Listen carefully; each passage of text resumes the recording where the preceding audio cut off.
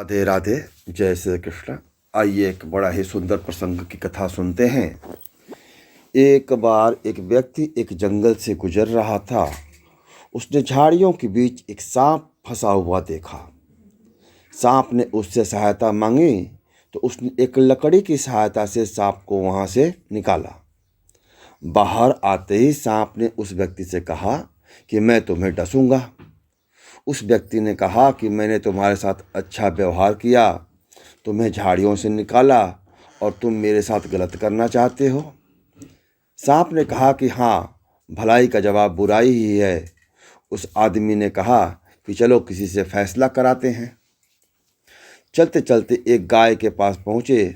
उसको सारी बातें बताकर फैसला पूछा तो उसने कहा, वाकई भलाई का जवाब बुराई है, क्योंकि जब मैं जवान थी और दूध देती थी तो मेरा मालिक मेरा ख्याल रखता था और चारा पानी समय पर देता था, लेकिन अब मैं बूढ़ी हो गई हूँ तो उसने भी ख्याल रखना छोड़ दिया।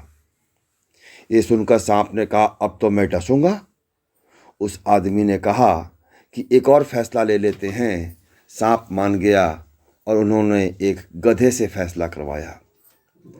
गधे ने भी यही कहा कि भलाई का जवाब बुराई है, क्योंकि जब तक मेरे अंदर दम था मैं अपने मालिक के लिए काम आता रहा। जैसे ही मैं बूढ़ा हुआ उसने मुझे भगा दिया। सांप उसको डसने ही वाला था कि उसने मिन्नत करके कहा कि एक आखिरी अवसर और दो। सांप के हक में 2 फैसले हो चुके थे, इसलिए वह आखिरी फैसला लेने पर मान गया। अब की बार वह दोनों एक बंदर के पास गए और उससे भी सारी बातें बताई और कहा, फैसला करो। बंदर ने आदमी से कहा कि मुझे उन झाड़ियों के पास ले चलो, सांप को अंदर फेंको और फिर मेरे सामने बाहर निकालो, उसके बाद ही मैं फैसला करूँगा। वह तीनों वापस उसी जगह पर गए।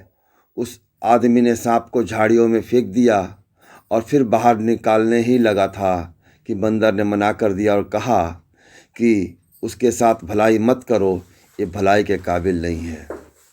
राधे राधे। जय श्री कृष्ण।